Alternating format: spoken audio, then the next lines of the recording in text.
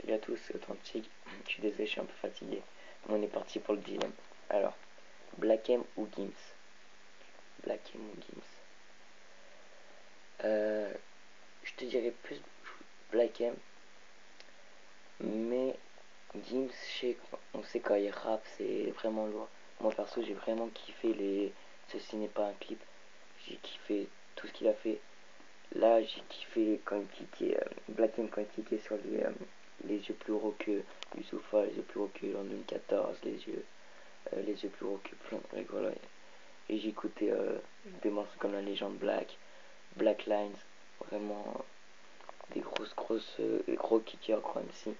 Mais Gims, il part un peu dans du commerce, alors je dirais plus Black M. Dadju ou Aboutal? Dadju ou Aboutal? Alors déjà, d'une, c'est un groupe qui sont un par un en fait. Dadju ou Aboutal? Côté kicker, je dirais Aboutal parce que quand il kick Aboutal, mais c'est un truc de malade. Moi je les ai découverts sur son truc, sur son nouveau monde, là, son freestyle nouveau monde, je sais plus c'était quoi. Mais j'ai kiffé, c'était Aboutal quand il débite, là, c'était un truc de malade. Dadju, j'aime beaucoup, les sons comme il a fait sur Je ne sais quel volume 1, les sons comme Les Arts du Passé, des sons qui m'ont vraiment touché. Il a une voix, une très très belle voix. Alors je sais pas, je pense que je pencherais quand même plus pour le côté kicker.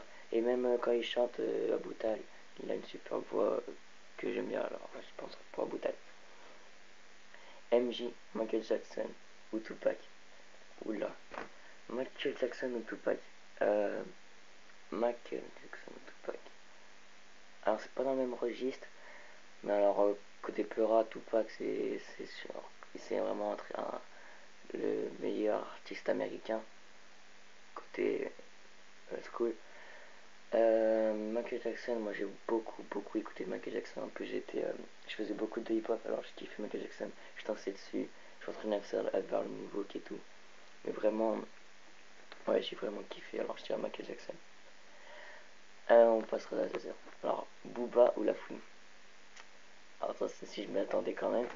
Booba ou La Fouine? Alors, moi j'aime pas du tout leur truc de clash et tout. J'étais con qu'ils faisaient ça, maintenant heureusement ça s'est calmé. Et heureusement.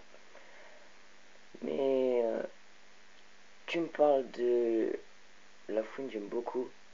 Bah, il y a des sons que j'ai beaucoup aimé, des sons que j'ai pas trop aimé, comme La Fête des Mères, j'ai détesté. Mais des sons comme Papa, euh, même des sons où ça bouge, genre Jalousie, j'ai beaucoup aimé. Mais si tu me parles du Booba, de Lunatic, sauf, là je peux pas te dire, parce que Booba quand il était dans Lunatic, c'était vraiment un très très bon MC. Il y avait pas. Non. Mais moi je pencherais plus pour La Fouine. Alors la question. Bon là c'est une question peut-être.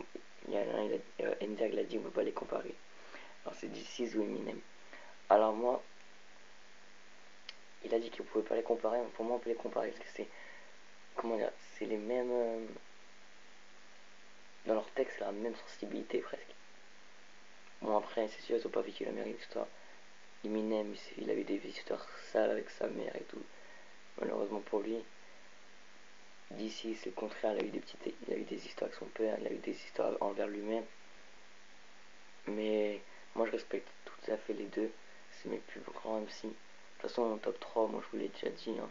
Mon top 3 c'est DC, Eminem et un gars que personne connaît, il s'appelle Jewel.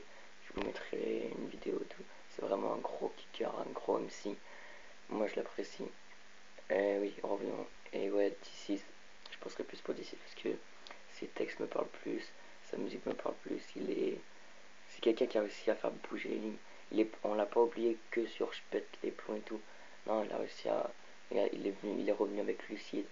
Il arrive après Extra Lucide, avec Translucide. Et il continue à arriver avec un album de Peura qui s'appelle Rap Machine. Moi je dis respect à lui.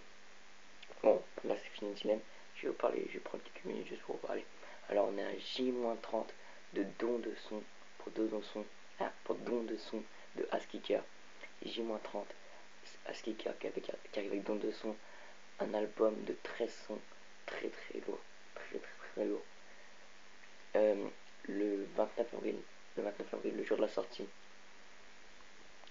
il vous attend place de place des promenades.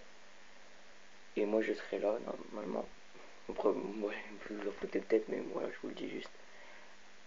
Et voilà, et ouais, je suis en tout cas, faut supporter le poteau Skika parce que c'est un très bon rappeur, ami, quelqu'un qu'on peut avoir confiance.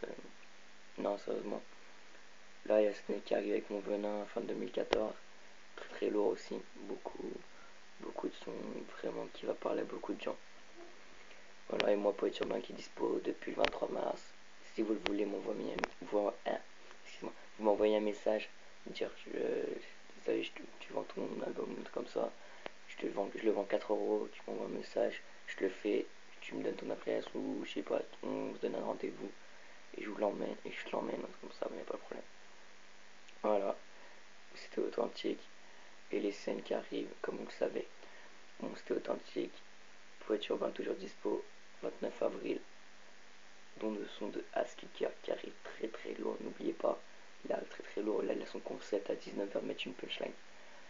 Alors écoutez, regardez bien, restez à l'écoute.